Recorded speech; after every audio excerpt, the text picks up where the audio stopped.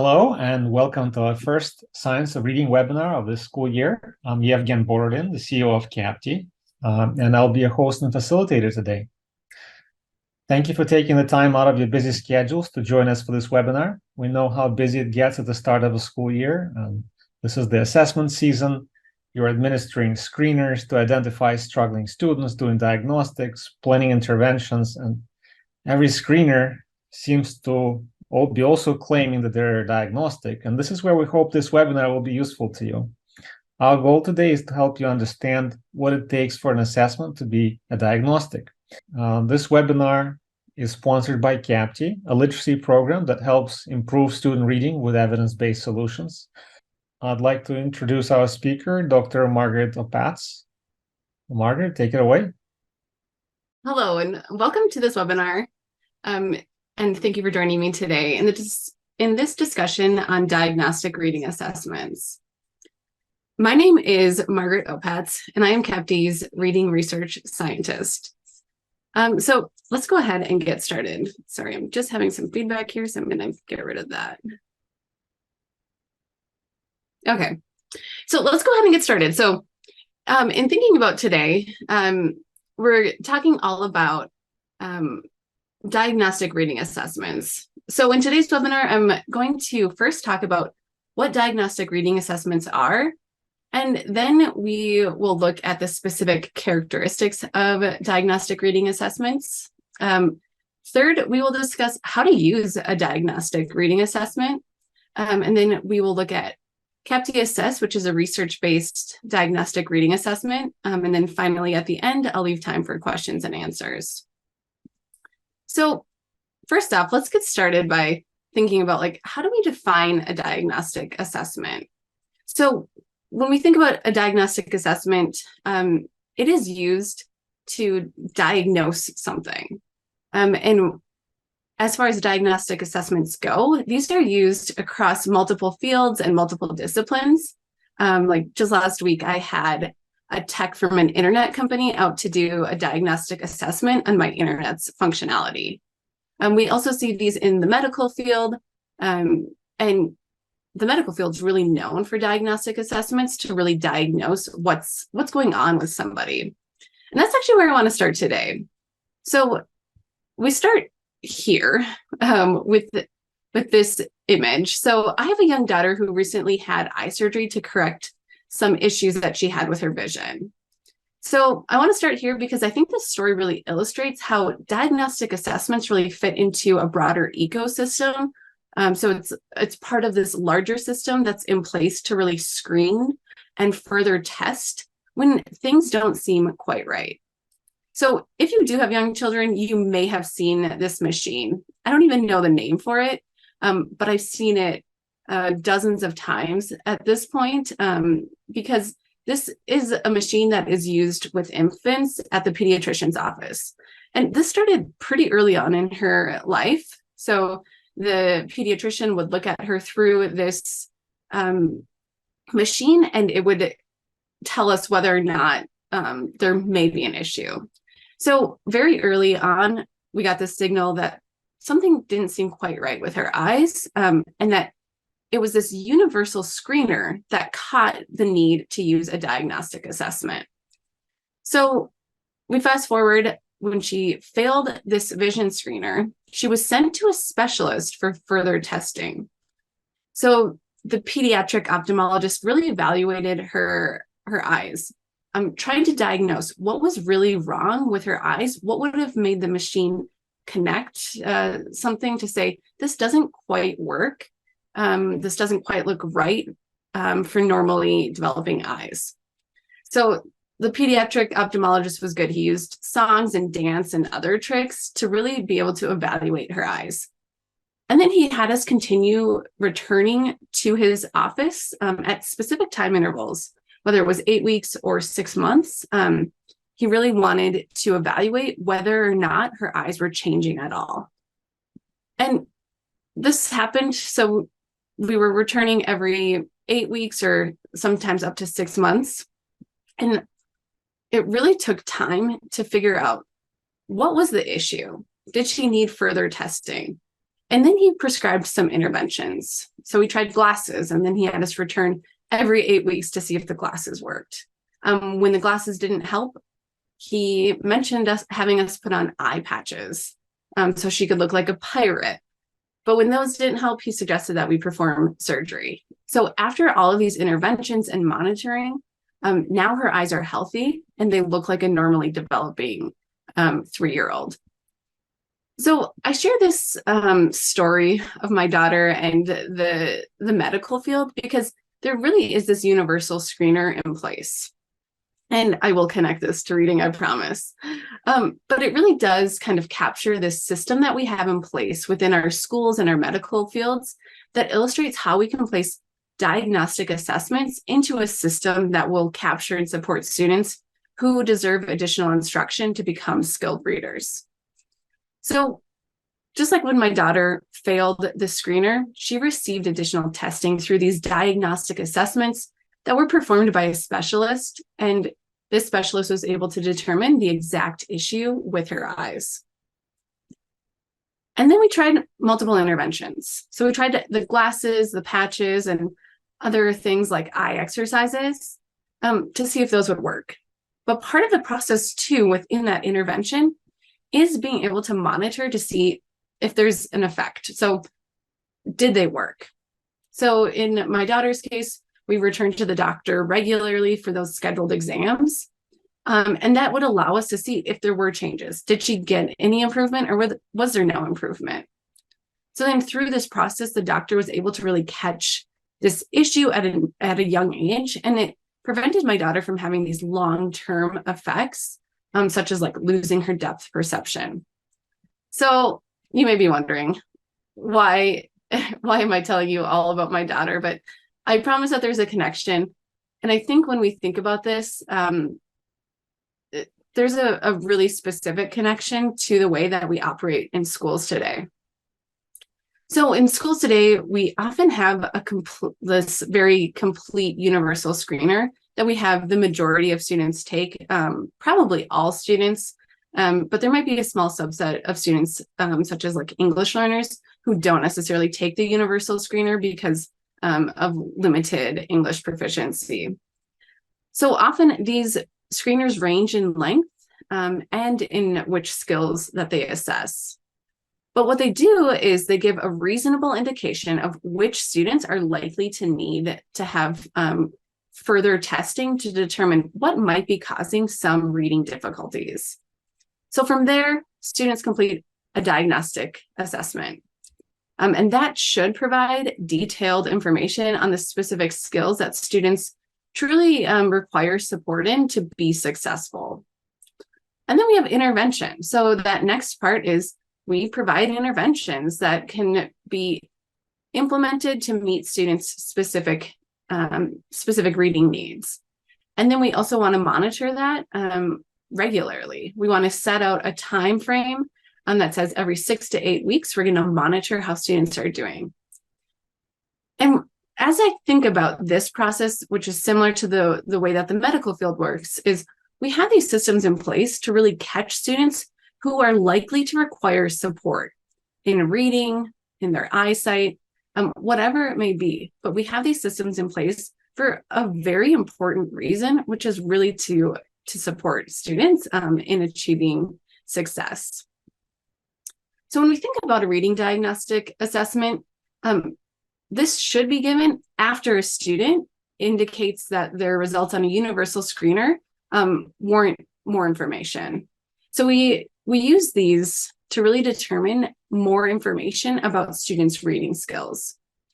So specifically, a diagnostic reading assessment is used to determine students' individual strengths and their areas of growth in reading. So for example, the assessment could identify that in this student's case that I'm sharing on the screen, that the student really does need support in word recognition and decoding. It might also show us an indication that the student also needs support in a lot of other sub-skills, and that they will need a strategic type of intervention that will really be able to support them in achieving reading success.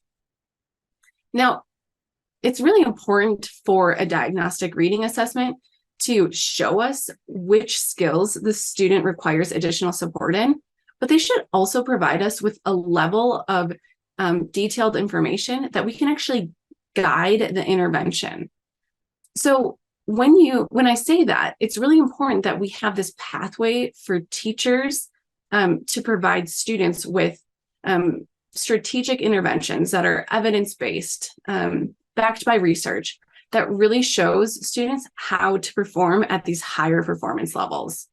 So the data should be detailed enough to say, here's where the student's struggling, and here's what's worked for other students. It should also show growth. We should be able to monitor students' growth. So when the student completes the same assessment, you should be able to see a change over time. And this should be broken down into those foundational reading skills to be able to determine whether or not an intervention that's focused on a specific skill is effective or not. And you should be able to see that change over time. So this is just like in my daughter's case, when the intervention, like the glasses didn't work, a new intervention was attempted. So really, in this case, if the intervention is showing that it's not being effective, it's not supporting the student in the way that they need, we should have options as educators, whether you're an administrator or a teacher, there should be options for the educators within a school system to be able to try a new intervention that is going to really be effective with students. So I've just gone over kind of like an introduction to what is a diagnostic reading assessment. But now what we're going to do is we're going to really like dig into the characteristics of a diagnostic reading assessment. So there are some specific characteristics of diagnostic reading assessments that you should know before selecting which diagnostic reading assessment will work best for you. So first and foremost, a diagnostic assessment, it needs to match your purpose. So if you are testing eyes, it needs to test eyesight or the eyes. If you're testing reading, it does need to test reading. And even deeper than that, it should go into the specific reading skills that you really want to know more about. So let's say that you have a comprehension measure and you are not sure why students are struggling. You would want to have a diagnostic reading assessment that breaks down the foundational reading skills so that you can see the various measures and the various ways that students achieve within those various skills. So on the screen, I have Hollis Scarborough's reading rope. And this heuristic is shared a lot within the Science of Reading webinars and in conversations. But I share this because I think it really illustrates all the skills that a reader really needs to get to skilled reading. So when we think about a comprehension measure, comprehension is a skilled reading state of being, but we are not always there. And we have to go back to the individual strands to determine what could be causing the student to really struggle with their comprehension. So it could be something like background knowledge, like maybe they just don't know a lot on the topic, but it could also be things like vocabulary, morphology, whether or not students are familiar with various syntax and the construction of various sentences. It could also be like they don't know necessarily how to make these inferences. Like they might have like a guess at how to do it, but they haven't been explicitly taught how to take what's on the page and take what's in their background knowledge and make those inferences. They also may need support with decoding, even at the upper grades. That's a really important skill that sometimes is often overlooked, and they may need support within that area.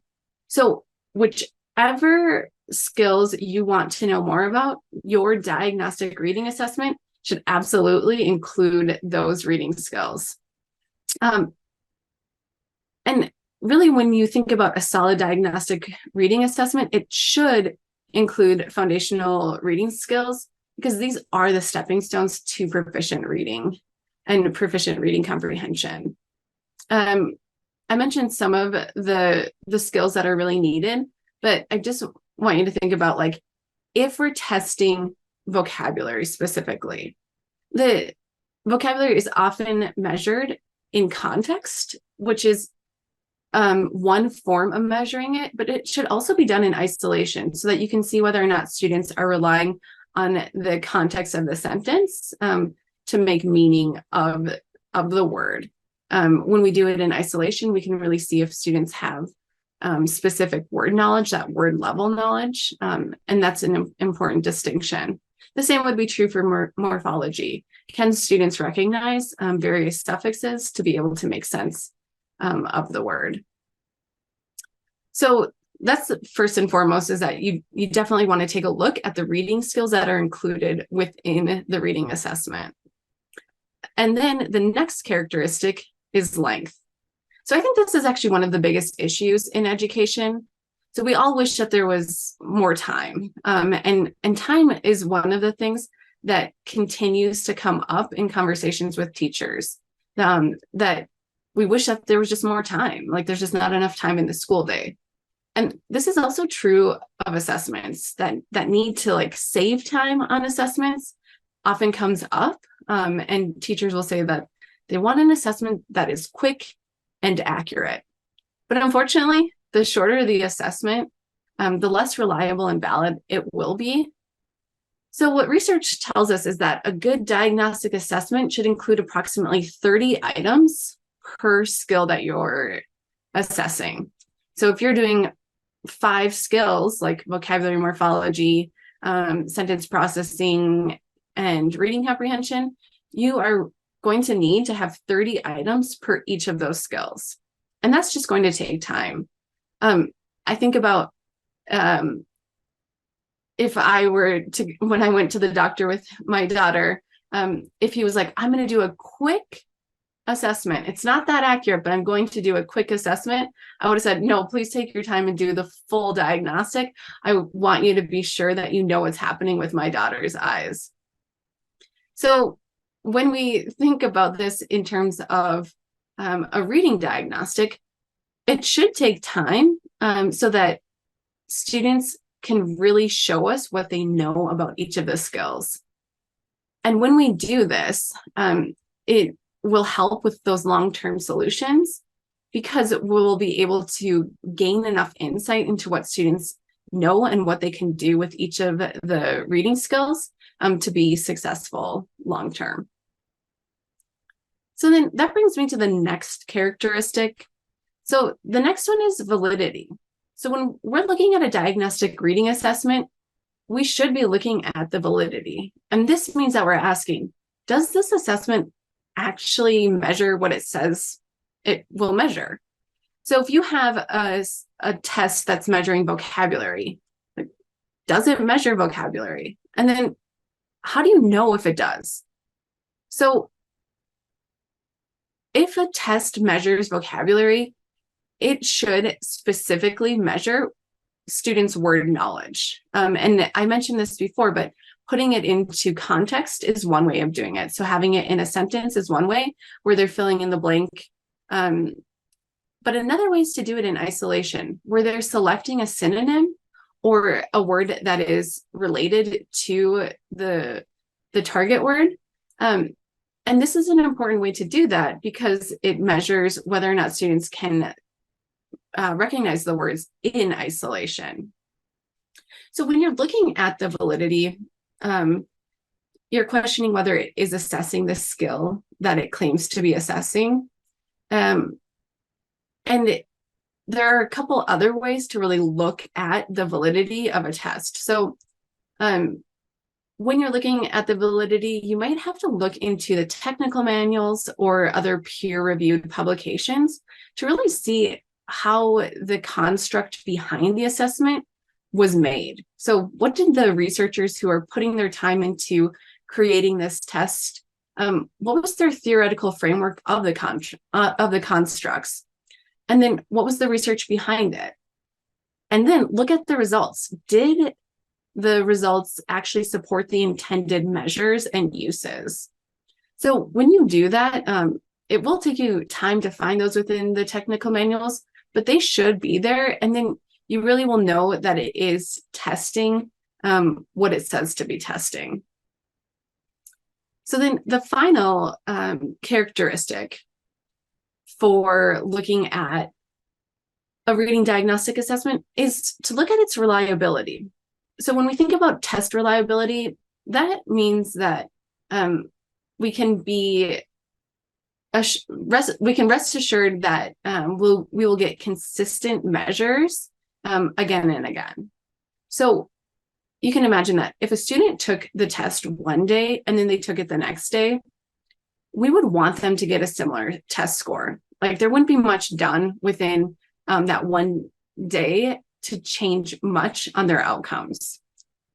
There are some tests, though, that will yield very different scores, and that's a concern within the reliability. So within that reliability, we want to make sure that the researchers behind it or the test creators, that they've tested that to see whether or not the test actually does produce these reliable results. So there are metrics that researchers use, and you can find those within the technical reports as well. But that's something important. You'll often have to dig in deeper than the marketing materials to really be able to find the validity and reliability of a test. But those are really important pieces to understand as you're selecting a diagnostic reading assessment, because you want to be able to rest assured that you are getting the data that you really need to provide the best interventions for students.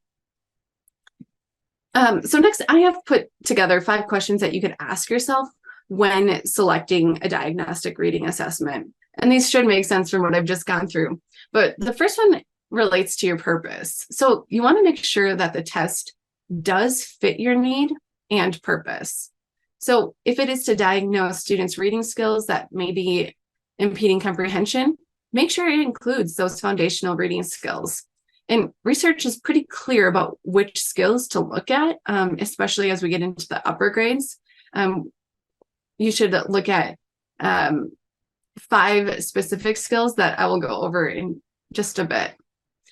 So when you have the test and you're thinking about determining, this is for number 2, determining whether or not it has approximately 30 items for each skill.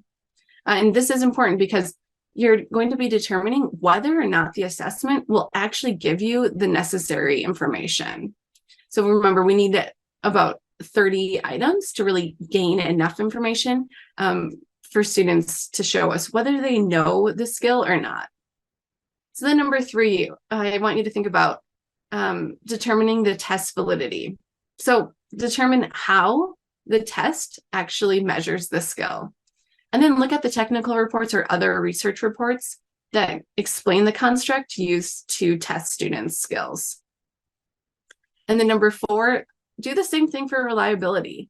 The technical reports should list how the researchers who design the test are able to tell you that it delivers consistent results. And if it doesn't deliver consistent results, be cautious in using the assessment. And then finally, with number 5, determine whether the results offer a clear instructional pathway for teachers and students.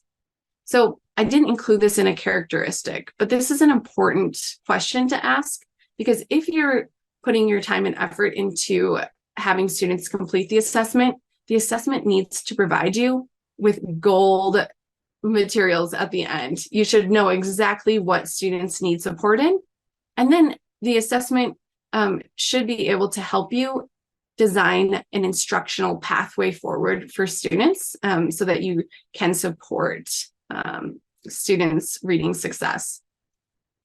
So I hope that these 5 questions can really help guide you as you think about selecting a diagnostic reading assessment. Next, I'm going to go into using a diagnostic reading assessment within your school. So what I share next actually comes from some of our users at CAPTI who are using Read Basics as a diagnostic reading assessment. So I'm going to share the same slide that I just had up. And I have this up again because it really illustrates the process that many of our clients go through as they come to CAPTI for support with selecting a diagnostic reading assessment. And then it even goes further than that in saying how I'm going to share how they've gone through taking the assessment, unpacking the data, and then starting to provide these evidence-based interventions based on the students' results. So first, many of our clients come to us and they're already using a universal screener. So they have that in place, and it goes often from K-12, even some districts go from pre-K up to 12th grade with these universal screeners that look different for various age groups. But then they often get stuck at the next step. And they're wondering, what diagnostic should they use if they want to identify the areas where students require additional support? And they often want to know, why are students, specifically in middle grades, we have a lot of middle schools and other secondary schools who are coming to us, really trying to figure out, why are the middle grades struggling with reading comprehension? So as we have these conversations, ultimately our clients are looking for a strategic approach to reading, screening, and diagnosing so that they can provide the interventions needed for student success. So that's their first step, is like really identifying their purpose. Like, we want to know why our students are struggling with reading comprehension, and they're looking for a test that can do that. So once students take the assessment, our clients can see how they've done in the various foundational skills that contribute to reading comprehension.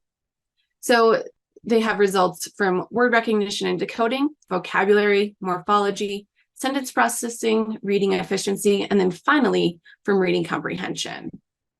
And from this, they're able to look at the data to determine the areas of growth and notice the areas that are strengths. So by sorting students, they're able to recognize there are specific students who really struggle with word recognition and decoding. There are other students who are not struggling with that same thing, but they might be struggling with vocabulary or morphology, more at that word level. And then there might be other students who are struggling with sentence processing, which would be more at the sentence level. So they want to like really support students with making sense at the sentence level as they start to do some intervention work there. And then other students might be struggling with reading efficiency or reading comprehension. And there are different tools that teachers can use to really support students at those various levels. So next, our users will be able to look at intervention recommendations. And these are evidence-based interventions that will support readers at the various performance levels. So some of the recommendations that we have are very skill specific. So when you think about word recognition and decoding, that's a very specific skill in terms of being able to like analyze a word for using the syllabication rules to decode the word. That's skill specific. But then we have more robust interventions that include the other foundational skills, such as vocabulary, morphology, reading efficiency, which is a silent fluency measure. And those are more robust because they really capture a lot more of the foundational reading skills as compared to that skill specific. So the way that we compiled the instructional recommendations is they're all research-based, and then they follow a scope and sequence to lead to higher performance levels. So we started off with, if you are a strong reader, strong is our highest performance level, what would it take to get there if you're at the weak performance level? Then what would it take to get to that next level, the next level, and then up to strong? So as I mentioned previously, when students take a reading diagnostic, it's really important to be able to provide an intervention, but then to also be able to monitor how students are doing. So when we think about this, we want to know, was the intervention effective? Did the student show growth? And then if they did show enough growth to move on to the next level, whatever it may be, what's the next intervention that students should take part in? So if the assessment does that, it's great because it helps provide this clear pathway. So for some of our clients, they'll see data like this, where the student started off in the red, which is weak for us, but then over time, through a very specific intervention focused on word analysis, they're able to increase their reading skill, and then subsequently do much better in those other skills that contribute to reading comprehension. And then it leads us to success. So many of our clients find success in the fact that a reading diagnostic is provided within Read Basics that allows them to fulfill their purpose. They know that it has the number of items needed to really pinpoint the specific skills that students require support in.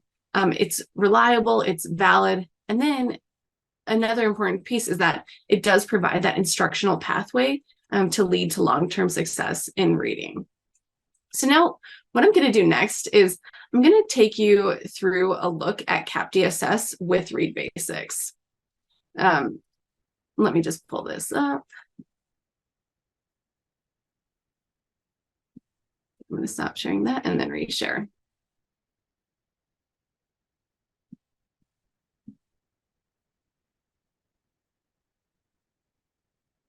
Okay, so I'm at CAPTI Assess with Read Basics, and I'm going to log in. And because we're looking at this through the lens of a diagnostic reading assessment, I want to show you what it looks like on the teacher's end.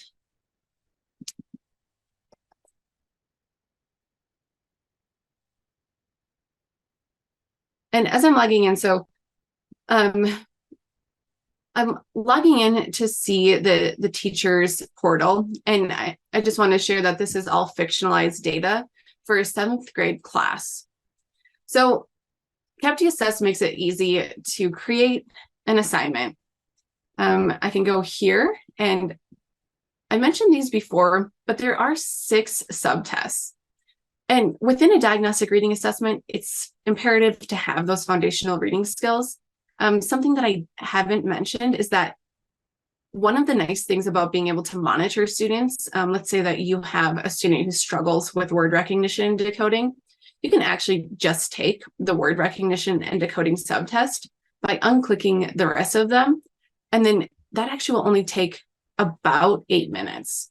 So that's a pretty short amount of time to be able to really monitor to see if the intervention has been effective. And we recommend doing that about every 8 weeks to really see if there's that change over time to see if the intervention was effective. So making an assignment is quick and easy. I can say, okay, we're in the fall time, so I'm going to just do fall 7th grade. And then if I've already done the diagnostic and I just want to see how the student's doing, I can just do word recognition and decoding. I can also add the rest, and that would show 76 minutes. So you would plan for about 76 minutes, but students can stop and start the test. So then, because the student's in 7th grade, I'm going to select the medium difficulty level, which is appropriate for grades 6 to 8. And then I'll press create. I want to select my students. I'll add all of them and then say done. Okay, and then I can launch it now. So students will be able to start the assignment right away. So now, let's say they took it and I go to the reports. I have another data set in there for us to look at. So after students take the assessment, you're going to get a level of detail that really will help in determining what students need support in.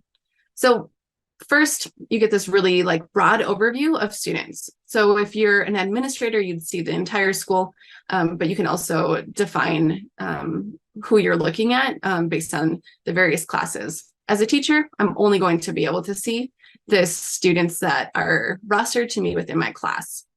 So I see this broad overview. I see how the profiles of students. When the students complete the diagnostic assessment, they will get a profile.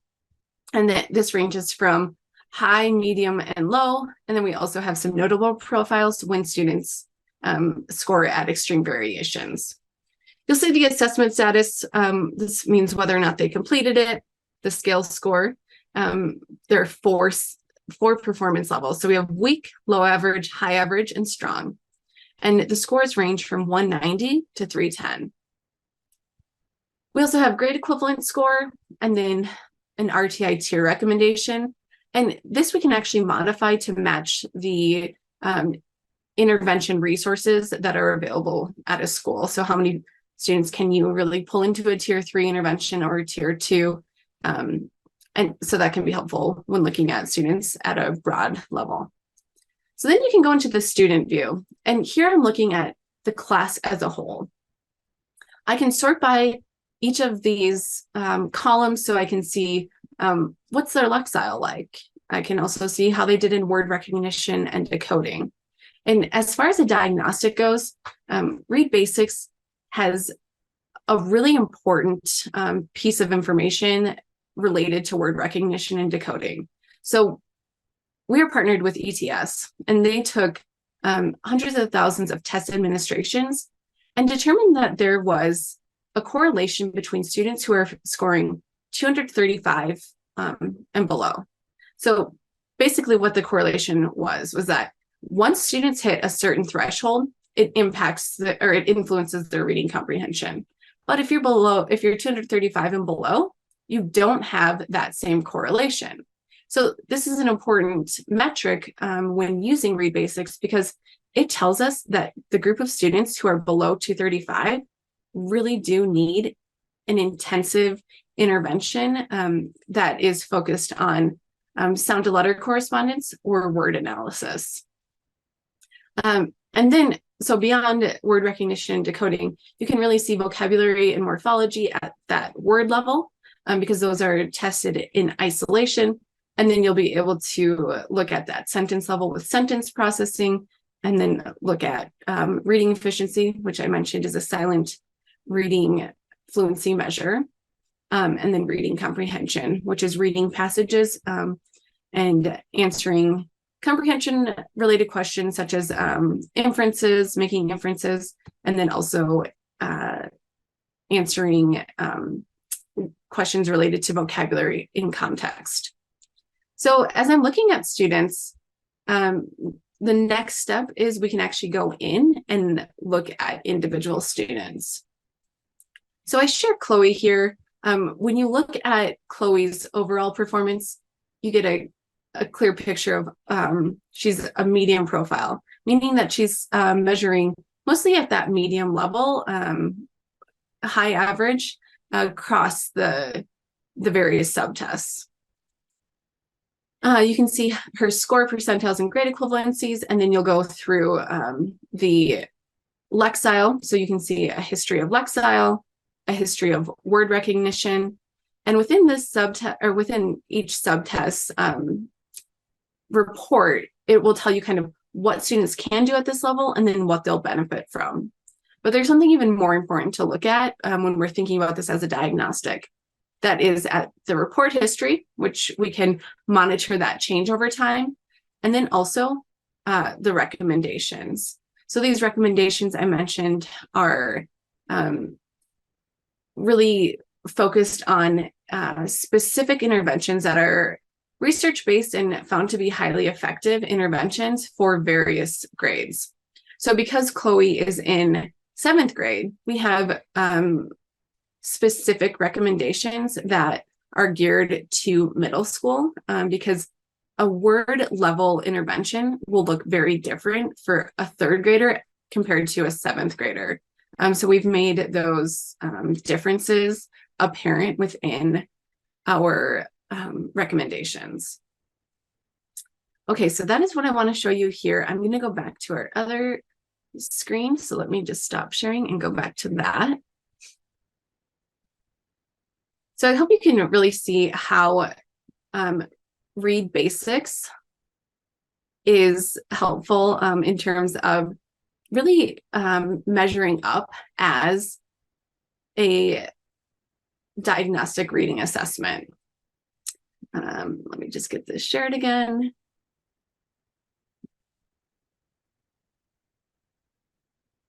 Okay, so I have talked at length about what to really look for in a diagnostic reading assessment. And I just want to reiterate that there are specific things to really take into consideration as you're selecting a diagnostic reading assessment. First and foremost, it should match your purpose. If it doesn't match your purpose, I would highly suggest finding a different one.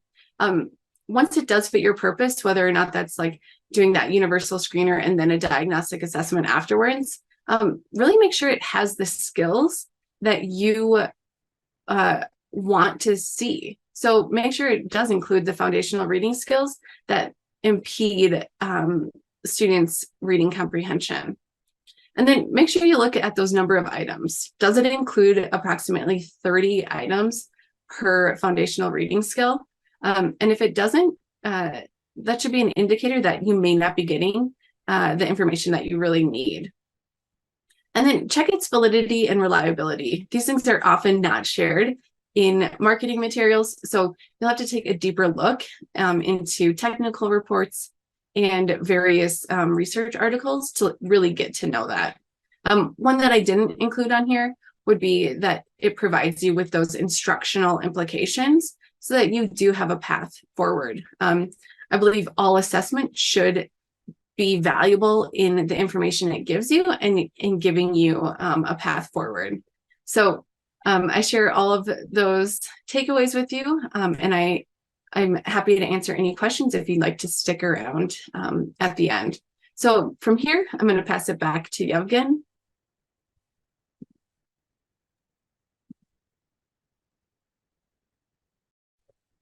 So we talked about the diagnostic reading assessments and CAPTI being at the forefront of diagnostics in reading, thanks to the research done by ETS. And thanks to the federal agencies that funded CAPTI, including NSF, Department of Education, NIH, and so on. Next slide. So CAPTI is integrated, in case you want to take it for a spin. It integrates with Canvas, Clever, Schoology, Classroom, Google Classroom. So its integration is very easy, seamless, and rostering can be a breeze. Next slide. So if you do take CAPTI for a spin and do a quick pilot, we offer free basic product training and also paid professional development, but we offer the first hour of the data review meetings with one of our literacy specialists free of charge. But yeah, you also can purchase additional professional development, including intervention planning and data review meetings, as well as additional materials on how to use the science of reading to improve reading in your district. Next slide.